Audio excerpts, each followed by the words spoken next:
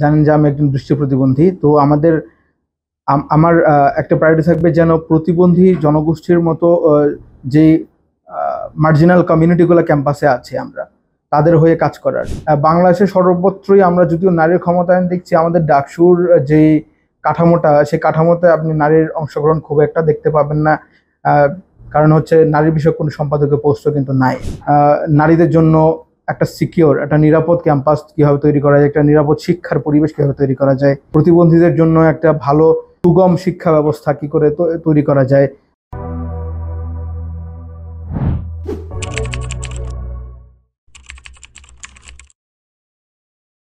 ঢাকা বিশ্ববিদ্যালয় কিংবা যে কোনো বিশ্ববিদ্যালয়ের ক্ষেত্রে যদি বলি, সকল সিদ্ধান্ত গ্রহণ পর্যায়ে কিন্তু মূলত প্রশাসনিক দায়িত্ব পালন করে। সব জায়গাতে তাদের ইনপুট, প্রশাসনিকভাবে যদি বলি ডিসিশনগুলো তারাই নিয়ে থাকে। তো এখানে দেখা যায় যে শিক্ষার্থীদের তেমন কিছু বলার সুযোগ থাকে না। এখন একটা সংসদ নির্বাচন, সেটা হতে পারে হল সংসদ কিংবা কেন্দ্রীয় সংসদ। এটা যেটা হয় যে ছাত্রদের মধ্যে থেকে একটা প্রতিনিধিত্ব তৈরি হয়, যারা হচ্ছে ওই প্রশাসনের সাথে শিক্ষার্থীদের দাবি দাওয়াগুলো নিয়ে কথা বলতে পারে। শিক্ষার্থীদের কোনটা ভালো হইতে পারে, কোনটা খারাপ, কিংবা কি কি উন্নতি করার দরকার, কোন কোন জায়গায় আরো বেশি এফোর্ট দেওয়া দরকার, এই ব্যাপারগুলো নিয়ে আসলে শিক্ষার্থীদের মধ্যে থেকে ইনপুট যদি যেতে হয়, তাহলে কিন্তু একটা সংসদ নির্বাচন দরকার। কারণ হচ্ছে না হলে আমি শিক্ষার্থীদের মধ্যে থেকে বুঝতেই পারতেছেন যে একটা বিশ্ববিদ্যালয়ে 25 থেকে ক্ষেত্র বিশেষে 40,000 পর্যন্ত শিক্ষার্থী হয়ে থাকে। তো এটা তো সম্ভব না যে আমি 40,000-এর মতামত নিব। সেই জন্য প্রতিনিধিত্বশীল একটা জায়গা থেকে এই ছাত্র সংসদ নির্বাচন জরুরি, যার মাধ্যমে হচ্ছে শিক্ষার্থীরা তাদের মতামতগুলা প্রশাসনকে জানাইতে পারবে এবং ক্ষেত্র বিশেষে প্রশাসনকে কিছু কিছু ক্ষেত্রে বাধ্য করতে পারবে এই ডিসিশনগুলো নিতে, যেই ডিসিশনগুলো শিক্ষার্থীদের পক্ষে যাবে আর কি। কথা বলতে আমি যদি বলি প্রিসাইসলি, তাহলে আমার ইচ্ছে আছে ছাত্র সংসদ, মানে কেন্দ্রীয় সংসদ যেটা, সেখান থেকেই নির্বাচন করার। পোস্টটা আসলে এখনো পর্যন্ত সিলেক্ট করা হয় নাই, তবে আমার ইচ্ছা আছে যদি সুযোগ পাই তাহলে মানবাধিকার বিষয়ক একটা সম্পাদকীয় পোস্ট আছে, সেখান থেকে ইলেকশন করার। আর যদি নাও হয়, যদি দেখি সেরকম অপরচুনিটি আমার সে অর্থে নাই, তাহলে অন্তত একজন কেন্দ্রীয় সংসদের সদস্য হিসেবে নির্বাচন করার সুযোগ থাকলে আমি সেটা লুফে নেব। আর যদি সেটাও না পাই তাহলে হল সংসদে যাব। কারণ হচ্ছে আমার কাছে মনে হয় যে কেন্দ্রীয় সংসদটা কেন প্রায়োরিটাইজ করছি, কারণ সেখানে গিয়ে আমার কথা বলার সুযোগটা একটু বেশি। হল সংসদ থেকে যেটা হয় যে হলের দাবি দাওয়াগুলো নিয়ে বেশি কথা বলার সুযোগ থাকে, কিন্তু কেন্দ্রীয় সংসদে থাকলে আমি যে কমিউনিটিগুলো আছে, আমি যাদের হয়ে লড়তে চাই, যাদের জন্য কথা বলতে চাই, মানে হিউম্যান রাইটস অ্যাঙ্গেলটা যদি দেখেন, আমি যদি একজন সাধারণ সদস্য হিসাবে নির্বাচিত হই তাহলে কিন্তু আমি অ্যাঙ্গেল থেকে কথাগুলো বলবো। আপনি যদি হিউম্যান রাইটস অ্যাঙ্গেল দেখেন, সেখানে হচ্ছে সকল মানুষের হয়ে আমি আসলে কথা বলতে চাই। সেই জন্যেই আমি এরকম একটা পোস্ট, সম্পাদকীয় পোস্ট কিংবা ন্যূনতম সদস্য পোস্টে কেন্দ্রীয় পর্যায় থেকে ইলেকশন করতে চাই আর কি। জানেন যে আমি একজন দৃষ্টি প্রতিবন্ধী। তো আমার একটা প্রায়োরিটি থাকবে যেন প্রতিবন্ধী জনগোষ্ঠীর মতো যে মার্জিনাল কমিউনিটিগুলো ক্যাম্পাসে আছে আমরা তাদের হয়ে কাজ করার। কিরকম, যেমন আমি যদি প্রতিবন্ধিতা ব্যাপারটা একটু হাইলাইট করে আপনাকে বলি, আমার জন্য একটু বলতে সুবিধা হবে, আপনার জন্য বুঝতে একটু সুবিধা হবে। আমাদের ক্ষেত্রে যেটা হয় যে বিশ্ববিদ্যালয় আমাদেরকে একটা কোটার সুযোগ দেয়। আমরা হচ্ছে একটা ন্যূনতম ভালো মার্কস তুলতে পারলে আমরা হচ্ছে কোটার মাধ্যমে সুযোগ পাই বিশ্ববিদ্যালয়ে ভর্তি হওয়ার। কিন্তু দেখা যায় যে ভর্তি হওয়া পর্যন্তই বিশ্ববিদ্যালয় আমাকে সেই সুযোগটা দিচ্ছে, পরে আমার কি হচ্ছে, আমার কি ফ্যাসিলিটিস দরকার, আমার যে বিভিন্ন স্থাপনা আছে সেই জায়গায় আমার অ্যাক্সেসিবিলিটি মানে আমি কতটা আসা যাওয়া করতে পারছি, ভবনগুলো কতটা ব্যবহার করতে পারতেছি, স্থাপনাগুলোর সুযোগ কতটা নিতে পারতেছি, আমার উপযোগী শিক্ষা উপকরণ আছে কি না, এই ব্যাপারগুলো বিশ্ববিদ্যালয় দেখে না। তো এই এই এই যে ব্যাপারগুলো, এইগুলো নিয়ে কাজ করার ইচ্ছা আছে। পাশাপাশি হচ্ছে যদি আমি বলি যে আদিবাসী কমিউনিটিরও তাদেরও কিছু অভিযোগ আছে, তাদেরও কিছু চাওয়া পাওয়া আছে। যেমন বলা হয় যে সাধারণ শিক্ষার্থীদের জন্য যে সমস্ত পরিকল্পনা করা হয়, সেই পরিকল্পনায় তারা মনে করেন এবং ক্ষেত্র বিশেষে দেখাও যায় যে তারা প্রায়োরিটি পান না, তাদের জন্য সে অর্থে কোনো ডিসিশন নেওয়া হয় না। প্লাস হচ্ছে আমি যদি বলি যে জানেন যে নারীর ক্ষমতায়ন আজকের দিনের একটা আলোচ্য বিষয়, কিন্তু দুঃখের ব্যাপার হলো যে বাংলাদেশের সর্বত্রই আমরা যদিও নারীর ক্ষমতায়ন দেখছি, আমাদের ডাকসুর যে কাঠামোটা, সেই কাঠামোতে আপনি নারীর অংশগ্রহণ খুব একটা দেখতে পাবেন না। কারণ হচ্ছে নারী বিষয়ক কোনো সম্পাদকীয় পোস্টও কিন্তু নাই। এখন কথা হচ্ছে যারা গঠনতন্ত্র সংশোধন করেছেন তারা বলছেন যে তাদের জন্য আমার একটা সম্পাদকীয় পোস্ট কেন দরকার, তারা তো সাধারণ শিক্ষার্থী হিসেবেই এখানে আসতে পারে। কিন্তু প্রবলেমটা হচ্ছে যে ধরেন যদি নারী একজন না আসলো, তাহলে নারীর অধিকারগুলো নিয়ে কি আমি কথা বলতে পারি কি না, কিংবা কতটা পারি। তো সেই জন্য এই জায়গাগুলো থেকে যেন ভবিষ্যতে ডাকসুকে আরো ইফেক্টিভ করে তোলা যায়, সেগুলো নিয়ে কাজ করা। নারীদের জন্য একটা সিকিউর, একটা নিরাপদ ক্যাম্পাস কীভাবে তৈরি করা যায়, একটা নিরাপদ শিক্ষার পরিবেশ কীভাবে তৈরি করা যায়, প্রতিবন্ধীদের জন্য একটা ভালো সুগম শিক্ষা ব্যবস্থা কী করে তৈরি করা যায়, বিশ্ববিদ্যালয় যেন সিলেবাসে তাদেরকে আরও বেশি প্রায়োরিটাইজ করে সেইগুলো কীভাবে দেখা যায়, আদিবাসী কমিউনিটির কী করলে কিছু কিছু কাজ যেগুলো তাদের জন্য খুবই গুরুত্বপূর্ণ করা দরকার, সেগুলো কীভাবে করা যায়, তাদের মতামতের ভিত্তিতে সেইগুলো নিয়ে কাজ করার ইচ্ছা আছে আমার।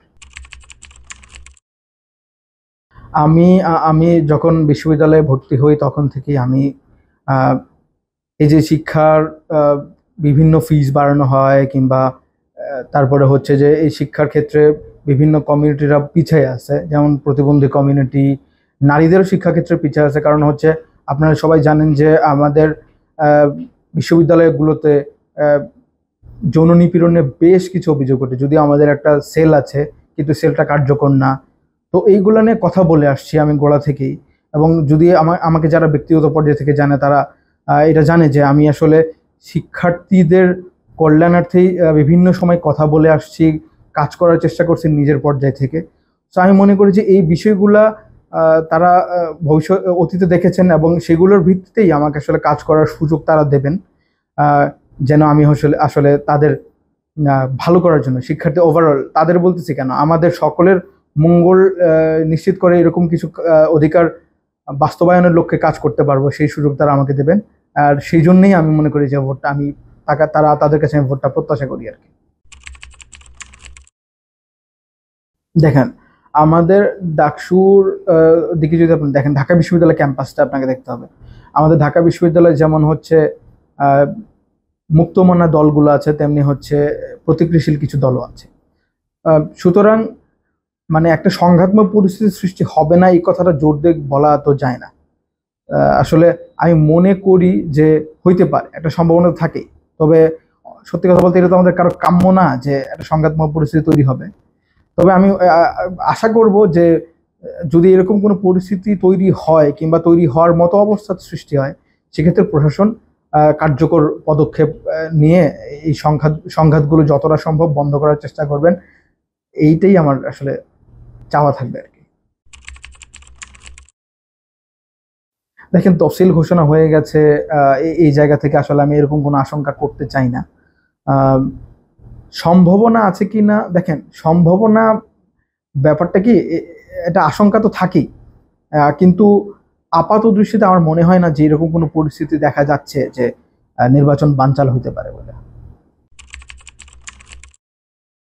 সবচেয়ে গুরুত্বপূর্ণ ব্যাপার হচ্ছে যে আপনি যদি লক্ষ্য করেন 2024-এর যেই জুলাই আন্দোলনের আগ পর্যন্ত শিক্ষার্থীদের মধ্যে রাজনৈতিক সচেতনতা খুব একটা ছিল না। কিন্তু এই যে 5ই আগস্টে যখন গভর্নমেন্ট ফল করলো, পরে হচ্ছে বিশ্ববিদ্যালয়ের ভেতর থেকে ক্ষমতাসীন রাজনৈতিক দলের সাথে সংশ্লিষ্ট যে ছাত্র সংগঠন ছিল, তাদের বিদায়ের পর ছাত্রদের মধ্যে একটা রাজনৈতিক সচেতনতা তৈরি হয়েছে। এর ফলে যেটা হয়েছে যে এখন আপনি যদি খবর নেন ঠিক করে, তাহলে জানতে পারবেন যে অনেকেই ডাকসুতে ছাত্র সংসদ কিংবা হল সংসদ দুই ক্ষেত্রেই ইলেকশন করতে চাচ্ছেন। তো ব্যাপারটা হচ্ছে যে ক্যাম্পাসে দেখা যাচ্ছে বেশ একটা মানে উৎসবমুখর পরিস্থিতি তৈরি হচ্ছে আস্তে আস্তে। প্রত্যেকেই সবার সাথে কথা বলছে, ডাকসু নিয়ে কথা হচ্ছে। এটা খুব ভালো লাগছে দেখতে যে যেই জেনারেশন আমরা বলতাম যে উই হেটস পলিটিক্স, সেই জায়গা থেকে আমাদের আজকে অনেক উত্তরণ হয়েছে। আমরা এখন ভাবি যে আমরা যদি রাজনীতিটা না করি তাহলে কেউ না কেউ এই রাজনীতিটা করবে, যার কনসিকুয়েন্সেস আমাদেরকেই ভুগতে হবে। সেই জায়গা থেকে আমরা ভাবি এখন দেখা যাচ্ছে শিক্ষার্থীদের মধ্যে যারা সাধারণ শিক্ষার্থী যারা ইলেকশন করছেন না, তাদের মধ্যেও আসলে ডাকসু নিয়ে বেশ একটা উন্মাদনা রয়েছে, যেটা খুব গুরুত্বপূর্ণ ব্যাপার এবং ভালো লাগার ব্যাপারও বটে। আমি যেটা বলতেছিলাম যে বারবার আমার কথায় একটা বিষয় ঘুরে ফিরে আসছে যে প্রতিবন্ধী জনগোষ্ঠীর কথা। এটা অনেকের কাছে মনোটোনাস লাগতে পারে, কিন্তু ব্যাপারটা একটু যদি আপনি ভেবে দেখেন যে প্রতিবন্ধী জনগোষ্ঠী কিভাবে ভোটে অংশগ্রহণ করবে, তার যে অ্যাক্সেসিবিলিটি মানে প্রবেশগম্যতার ব্যাপার, বুথে যাওয়া, ভোট দেওয়া, এগুলা কিভাবে সম্পূর্ণ হবে, এগুলা নিয়ে আসলে স্ট্রিক্ট কোনো নির্দেশনা সে অর্থে নাই। তারা বলেছেন, আমরা আলোচনা করার চেষ্টা করেছিলাম, তারা বলেছেন যে হ্যাঁ তাদের জন্য এই ব্যবস্থা থাকবে, কিন্তু ব্যবস্থাটা যে এক্স্যাক্টলি কি সেটা নিয়ে কিন্তু এই যে প্রতিবন্ধী জনগোষ্ঠী খুব কম, হয়তো বা ধরেন 200-300 হয়তো, কিন্তু তারপরেও তারা তো একটা গণতান্ত্রিক পরিবেশ যদি সৃষ্টি করতে হয়, একটা গণতান্ত্রিক চর্চার মধ্যে তো 200-300 লোককে আপনার বাদ দিতে পারেন না। তো তাদের এই ব্যাপারগুলো আমলে নিয়ে, যেমন যদি কোনো সংঘাতপূর্ণ পরিস্থিতি সৃষ্টি হয় তাহলে তাদের ব্যাপারটা কি হবে, এইগুলো নিয়ে কোনো প্ল্যান নাই। তো আমি আশা করব যে এইগুলো নিয়ে এখনো কাজ করার সুযোগ আছে তাদের প্রশাসনের তরফ থেকে, যে তাদের অংশগ্রহণ কিভাবে নিশ্চিত করা যায়, যেমন দৃষ্টি প্রতিবন্ধী যারা, তারা কিভাবে ভোট দিবেন, এই ব্যাপারগুলো নিয়ে তারা এখনো কাজ করার সুযোগ আছে বলে মনে করি, এবং এই বিষয়গুলো তারা হাত দেবেন। আর সর্বোচ্চ যে চেষ্টাটা করবেন সেটা হচ্ছে শান্তিপূর্ণ মানে উপযোগ বা অবস্থা, যেখানে হচ্ছে সবাই শান্তি বা সাধারণ সুশৃঙ্খলভাবে ভোট, তাদের ভোটাধিকার প্রয়োগ করতে পারে এবং যেন কোনো কারচুপি সুযোগ তৈরি না হয় আর কি।